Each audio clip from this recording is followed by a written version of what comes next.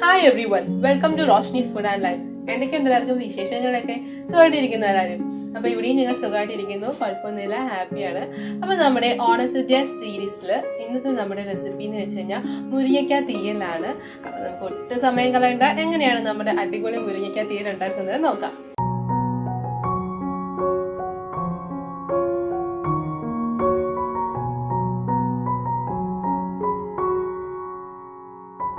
അപ്പോൾ നമ്മുടെ മുരിങ്ങയ്ക്ക തീയൽ ഉണ്ടാക്കാനായിട്ട് ആവശ്യമായ ഇൻഗ്രീഡിയൻസ് ഒക്കെ ഞാനിവിടെ എടുത്തു വെച്ചിട്ടുണ്ട്. അപ്പോൾ ഞാൻ ഉണ്ടാക്കുന്നതിന് മുമ്പ് ഞാൻ സാധാരണ പറയുന്ന പോലെ തന്നെ പറയാം, ഞാൻ എൻ്റെ രീതിക്കാണ് കേട്ടോ വെക്കുന്നത്. അപ്പോൾ പല സ്ഥലത്തും പല രീതിയിലായിരിക്കും വെക്കുന്നത്. അപ്പോൾ ഞാൻ എൻ്റെ രീതിക്ക് എൻ്റെതായ കുറച്ച് മാറ്റങ്ങളൊക്കെ വരുത്തിയിട്ടാണ് ഞാനിവിടെ ചെയ്യുന്നത്. അപ്പോൾ നമുക്ക് എന്തൊക്കെയാണ് സാധനങ്ങളെന്ന് നോക്കാം. അപ്പോൾ ഞാനിവിടെ മുരിങ്ങയ്ക്ക തീയലാകുമ്പോൾ മുരിങ്ങയ്ക്ക വേണമല്ലോ. അപ്പോൾ ഞാനിവിടെ ഒരു മുരിങ്ങയ്ക്ക അതിൻ്റെ പുറത്തെ കരിന്തൊലിക്ക് ഒന്ന് മാറ്റി ഞാനിവിടെ ചെറിയ കഷ്ണങ്ങളാക്കി എടുത്തിട്ടുണ്ട്. അപ്പം ഞാനിവിടെ ചെറിയുള്ളി എടുത്തിട്ടുണ്ട്. ഞാനിവിടെ ഒരു 10-12 ചെറിയുള്ളി അത്യാവശ്യം വലിപ്പമുള്ളതായിരുന്നു കേട്ടോ. അപ്പൊ ഞാനത് ഒരു പൊളന്നിട്ടിട്ടുണ്ട്. അപ്പൊ ചെറുതായിട്ട് ഒത്തിരി അങ്ങ് അരിയണ്ട, ഒന്ന് പൊളന്നിട്ടാൽ മാത്രം മതി കേട്ടോ. അപ്പൊ അതിന് കൊടുത്ത് ഞാനൊരു ചെറിയ സവാള കൂടെ ചേർക്കുന്നുണ്ട്. മൊത്തം ചെറിയുള്ളി ചേർക്കേണ്ടവർക്കാണെങ്കിൽ അങ്ങനെ ചേർക്കാം. അപ്പൊ ഞാൻ അതിന്റെ കൂട്ടത്തിൽ ചെറിയൊരു സവാള കൂടെ ചേർക്കുന്നുണ്ട്. ഇപ്പൊ ചെറിയുള്ളി ഇല്ലാത്തവരാണെങ്കിൽ മൊത്തമായിട്ട് സവാള തന്നെ ചേർത്ത് കൊടുത്താൽ മതി. പിന്നെ ഞാനൊരു 3 അല്ലി വെളുത്തുള്ളി ചേർക്കുന്നുണ്ട്, 2 പച്ചമുളക്, പിന്നെ തേങ്ങ ഒരു ബൗള് തേങ്ങ എടുത്തിട്ടുണ്ട് ഞാൻ. അപ്പം തേങ്ങ കൊത്ത് ചേർക്കുന്നുണ്ട്.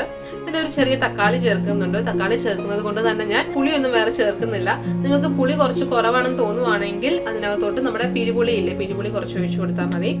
അപ്പൊ ഞാൻ കുറച്ച് പെരിഞ്ചീരകം ചേർക്കുന്നുണ്ട്. അപ്പൊ അതാണ് ഞാൻ പറഞ്ഞത്, പല സ്ഥലത്തും ചേർക്കുന്നുണ്ടാവില്ല. അപ്പൊ എനിക്ക് തീയലിനകത്ത് പെരിഞ്ചീരകം ചേർത്ത സമയത്ത് നല്ല ടേസ്റ്റ് തോന്നി. അപ്പൊ പെരിഞ്ചീരകം ഞാൻ കുറച്ച് ചേർക്കുന്നുണ്ട്. പിന്നെ നമ്മുടെ മസാല പൊടികൾ എന്ന് പറയുന്നത് നമ്മുടെ മഞ്ഞൾപ്പൊടി ഉണ്ട്, മല്ലിപ്പൊടി, മുളക് പൊടി, ആവശ്യത്തിന് ഉപ്പ്, പിന്നെ നമ്മുടെ നാടൻ കറികളെല്ലാം നമ്മൾ വെളിച്ചെണ്ണയിലാണല്ലോ ചെയ്യുന്നത്. അപ്പൊ ഞാൻ വെളിച്ചെണ്ണ എടുത്തിട്ടുണ്ട്. അപ്പൊ ഇത്ര ഇൻഗ്രീഡിയൻസ് വെച്ചിട്ട് എങ്ങനെയാണ് നല്ല അടിപൊളി ഒരു തീയൽ ഉണ്ടാക്കുന്നത് ഞാൻ കാണിച്ചു തരാം. അപ്പൊ നമുക്ക് തീയലിന് ഫസ്റ്റ് സ്റ്റെപ്പ് എന്ന് വെച്ച് കഴിഞ്ഞാൽ നമ്മൾ തേങ്ങ നന്നായിട്ടൊന്ന് റോസ്റ്റ് ചെയ്തെടുക്കണം. അപ്പൊ അതിനായിട്ട് ഞാനൊരു പാൻ കാസ്റ്റ് ഓയിൽ വെച്ചിട്ടുണ്ട്. അതിലേക്ക് നമ്മൾ എടുത്തു വെച്ചിരിക്കുന്ന തേങ്ങ ചേർത്ത് കൊടുക്കാം. ഞാനിവിടെ 1 കപ്പ് തേങ്ങ ചേർത്ത് കൊടുക്കുന്നുണ്ട്. നമ്മുടെ തേങ്ങ നല്ല ഗോൾഡൻ ബ്രൗൺ കളറായിട്ട് വരണം, അതാണ് നമ്മുടെ പരുവെന്ന് പറയുന്നത്. എന്നാൽ കരിഞ്ഞു പോകരുത്, നല്ല മൂത്ത് വരുകയും വേണം. അതുവരെ നമുക്കിങ്ങനെ റോസ്റ്റ് ചെയ്തുകൊണ്ടിരിക്കാം. അപ്പം ഫ്ലെയിം കൂട്ടി വെച്ചിട്ട് ചെയ്യരുത്, ഫ്ലെയിം കുറച്ച് വെച്ച് നന്നായിട്ട് റോസ്റ്റ് ചെയ്തെടുക്കാം. അപ്പൊ നമ്മുടെ തേങ്ങ നന്നായിട്ട് മൂത്തിട്ടുണ്ട്, നല്ല ലൈറ്റ് ബ്രൗൺ കളർ വന്നിട്ടുണ്ട്. അപ്പം ഒരുപാട് അങ്ങ് ബ്രൗൺ ആവണ്ട, നല്ല റോസ്റ്റ് ആയാൽ മാത്രം മതി. നമ്മൾ ഒരുപാട് നേരം വെച്ചുകൊണ്ടിരുന്ന് കഴിഞ്ഞാൽ കരിഞ്ഞു പോകും. അത് മാത്രമല്ല നമ്മൾ ഫ്ലെയിം ഒക്കെ ഓഫ് ചെയ്ത് കഴിഞ്ഞിട്ട് ഇരുന്നും നമ്മുടെ തേങ്ങ ഒന്നും മൂക്കും. അപ്പം ഞാനിപ്പോ പൊടികളൊക്കെ ആഡ് ചെയ്യാൻ പോവുകയാണ്. പൊടികൾ എന്ന് പറയുമ്പോൾ ഞാനിവിടെ ആദ്യം നമ്മുടെ മല്ലിപ്പൊടിയാണ് ചേർത്ത് കൊടുക്കുന്നത്. മല്ലിപ്പൊടി എന്ന് പറയുമ്പോൾ ഞാനിവിടെ 1 ടേബിൾ സ്പൂൺ മല്ലിപ്പൊടി ചേർത്ത് കൊടുക്കുന്നുണ്ട്. ഇനി നമുക്ക് ഇതിലേക്ക് 1.5 ടേബിൾ സ്പൂൺ മുളക് പൊടി കൂടി ചേർത്ത് കൊടുക്കാം. അപ്പൊ നമുക്ക് ഇതിലേക്ക് മഞ്ഞൾപ്പൊടി കൂടെ ചേർത്ത് കൊടുക്കാം. 1/4 ടീസ്പൂൺ മഞ്ഞൾപ്പൊടി കൂടെ ചേർത്ത് കൊടുക്കാം.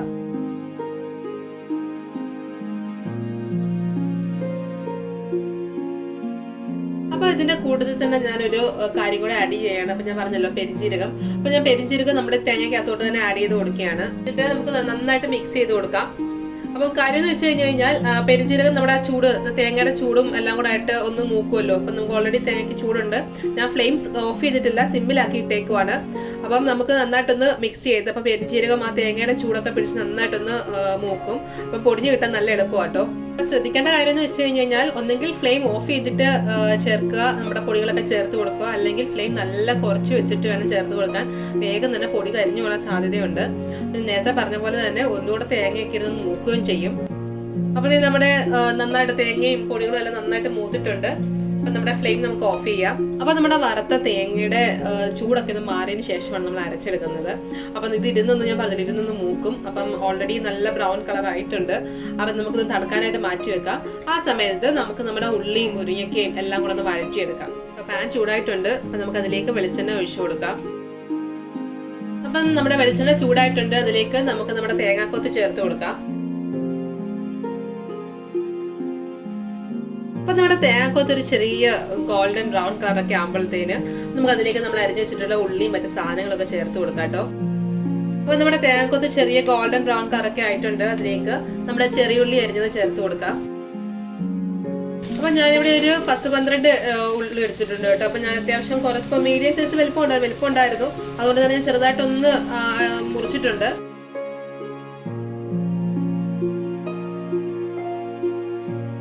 ഇതിന്റെ കൂടെ തന്നെ നമ്മൾ എടുത്തു വെച്ചിട്ട് സവാള ഇരുന്നു, ഒരു ചെറിയ സവാള അരിഞ്ഞെടുത്തിട്ടുണ്ടായിരുന്നു, അതുകൂടെ ചേർത്ത് കൊടുക്കാം. ഞാൻ ഓൾറെഡി പറഞ്ഞായിരുന്നു, ഇപ്പം നിങ്ങൾക്ക് സവാള ചേർക്കണ്ട, മുഴുവനായിട്ടും നമ്മുടെ ചെറിയുള്ളി ചേർക്കണമെന്നുണ്ടെങ്കിൽ അത് ചേർത്ത് കൊടുത്താൽ മതി. ചെറിയുള്ളി കാണത്തില്ല, ചെറിയുള്ളി ഇല്ലാത്തവരാണെങ്കിൽ സവാള മൊത്തം ചെറിയുള്ളി ചേർക്കണമെന്നില്ല, സവാള ചേർത്ത് കൊടുത്താൽ മതി. അപ്പൊ ഞാൻ രണ്ടും പകുതി ചേർത്തിട്ടുണ്ട്. കുറച്ച് ചെറിയുള്ളിയും ചേർത്തു, ഒരു ചെറിയ സവാളയും ചേർത്തിട്ടുണ്ട്. ഇതിലേക്ക് ഞാൻ 2 പച്ചമുളക് ചേർത്ത് കൊടുക്കുന്നുണ്ട് കേട്ടോ. അപ്പം പച്ചമുളക് നിങ്ങൾക്ക് വേണമെങ്കിൽ 1-2 കൂട്ടിയിടുവോ, അപ്പൊ പച്ചമുളക് ഇടാതിരിക്കേണ്ടവർക്ക് ഇങ്ങനെ ഇടാതിരിക്കുവോ, എന്ത് വേണേലും ചെയ്യാം. ഇനി ഞാൻ ചേർക്കാൻ പോകുന്നത് നമ്മുടെ വെളുത്തുള്ളിയാണ്. അപ്പൊ വെളുത്തുള്ളി ഞാനൊരു 3 അല്ലി വെളുത്തുള്ളി ചെറുതായി അരിഞ്ഞെടുത്തിട്ടുണ്ട്. അപ്പൊ ഞാനത് ചേർത്ത് കൊടുക്കുകയാണ്. അപ്പൊ വെളുത്തുള്ളി വേണമെങ്കിൽ നിങ്ങൾക്ക് തേങ്ങ മൂപ്പിക്കുന്ന സമയമില്ലേ, അപ്പൊ തേങ്ങ മൂപ്പിക്കുന്ന സമയത്ത് അതിന്റെ കൂട്ടത്തിൽ 2 അല്ലി വെളുത്തുള്ളി ഇട്ട് കൊടുത്താലും മതി, അതല്ലെങ്കിൽ ഇങ്ങനെ വഴറ്റുന്ന സമയത്ത് ചേർത്ത് കൊടുത്താലും മതി. അപ്പൊ 2 രീതിക്ക് നമുക്ക് വെളുത്തുള്ളി ചേർത്ത് കൊടുക്കാം, ഒന്നെങ്കിൽ വഴറ്റുമ്പോൾ അല്ലെങ്കിൽ തേങ്ങ മൂപ്പിക്കുമ്പോൾ ചേർത്ത് കൊടുത്താൽ മതി. അപ്പൊ അത് നിങ്ങളുടെ ഇഷ്ടത്തിനനുസരിച്ച് ചേർത്ത് കൊടുക്കാം കേട്ടോ.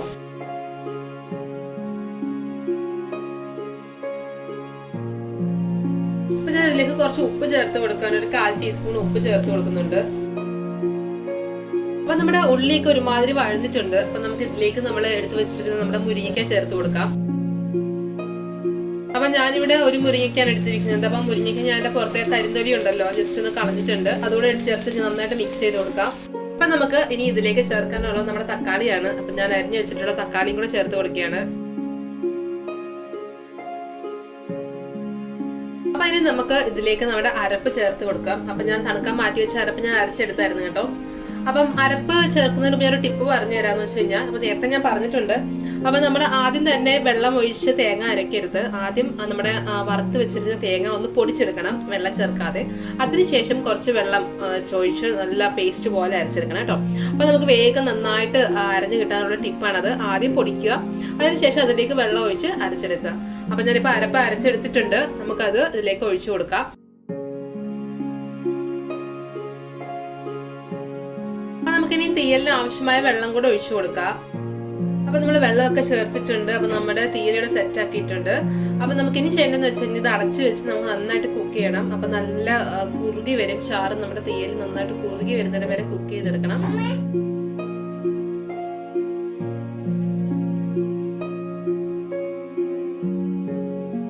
അപ്പൊ നമ്മുടെ തീയൽ ഞാനിപ്പം ഇപ്പൊ തുറന്നു നോക്കിയപ്പോഴേ ഇപ്പൊ കറക്റ്റ് ആയിട്ടുണ്ടായിരുന്നു. അതായത് നിങ്ങളത് കാണിക്കാൻ കണ്ടോ, അപ്പൊ നല്ല കുറുകി വന്നിട്ടുണ്ട് കണ്ടോ. അപ്പം വെള്ളമൊക്കെ മാറി നല്ല കുറുകി വന്നിട്ടുണ്ട്. അപ്പം എണ്ണയൊക്കെ തെളിഞ്ഞു വന്ന് കാണുമ്പോൾ എണ്ണയൊക്കെ തെളിഞ്ഞു വന്നിട്ടുണ്ട്. അപ്പൊ നമ്മൾ എണ്ണയൊന്നും ചേർക്കാതെ തന്നെ നമ്മുടെ തേങ്ങ വറുത്തില്ലേ, അപ്പൊ അതിൽ നിന്ന് ഇറങ്ങിയ എണ്ണയാണ്.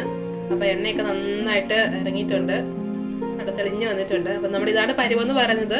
വെള്ളമൊക്കെ വറ്റി കണ്ടോ, നല്ല ഒരുപാട് ചാറൊന്നും ഇല്ലാതെ നല്ല ഇങ്ങനെ കുറുകി ഇങ്ങനെ ഇരിക്കണം കണ്ടോ. ഈ പരുവത്തിനാണ് നമ്മൾ ഓഫ് ചെയ്യേണ്ടത്.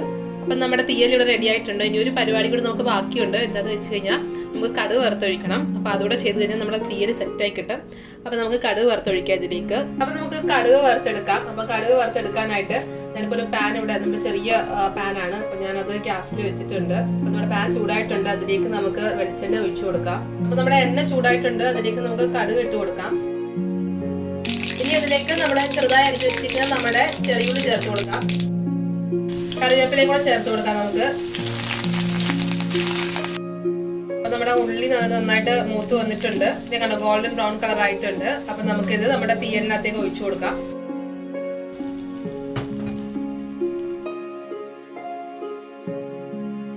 അപ്പൊ നമുക്ക് കടുകൊക്കെ വറുത്ത് നമ്മുടെ തീയലിനകത്ത് ഒഴിച്ചിട്ടുണ്ട്. അപ്പൊ നമുക്കിത് കുറച്ചു നേരം ഒന്ന് അടച്ചു വെക്കണം. അപ്പം ഇതിന്റെ മണം എല്ലാം കൂടെ ഒന്ന് പിടിക്കാൻ വേണ്ടി നമുക്ക് കുറച്ചു നേരം ഒന്ന് അടച്ചു വെക്കാം.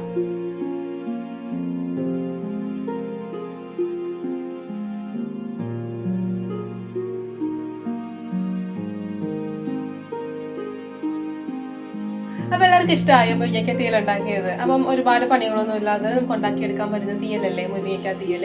അപ്പം തീയൽ എന്ന് വെച്ച് കഴിഞ്ഞാൽ നമ്മുടെ സദ്യയിലെ ഒരു മെയിൻ ഐറ്റമാണ് കേട്ടോ നമ്മുടെ ഈ തീയൽ എന്ന് പറയുന്നത്.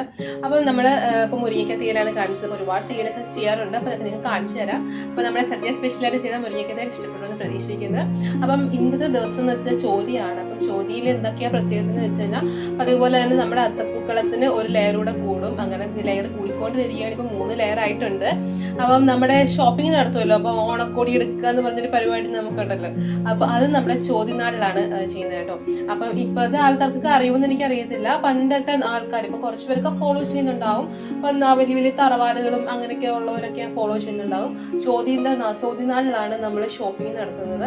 അപ്പം അങ്ങോട്ടും ഇങ്ങോട്ടും എല്ലാവരും കൂടെ ഫാമിലി ആയിട്ട് പോയി ഡ്രസ്സൊക്കെ എടുത്ത്, ഇപ്പം ജ്വല്ലറീസ് ഒക്കെ എടുക്കുന്നുണ്ടെങ്കിൽ അങ്ങനെയൊക്കെ വാങ്ങി എല്ലാവരും അങ്ങോട്ടും ഇങ്ങോട്ടും ഷെയർ ചെയ്യുന്ന ദിവസമാണ് ചോദ്യയുടെ അന്ന്. ഇനി നമുക്ക് നാളെ കാണാം അടുത്ത റെസിപ്പിയുമായിട്ട്. അതുവരെ ബൈ, ടേക്ക് കെയർ. രുചിയുടെ വർണ്ണങ്ങൾ നിങ്ങളുടെ മനസ്സ് നിറയ്ക്കട്ടെ. സ്നേഹത്തോടെ റോഷ്നീസ് ഫുഡ് ആൻഡ് ലൈഫ്.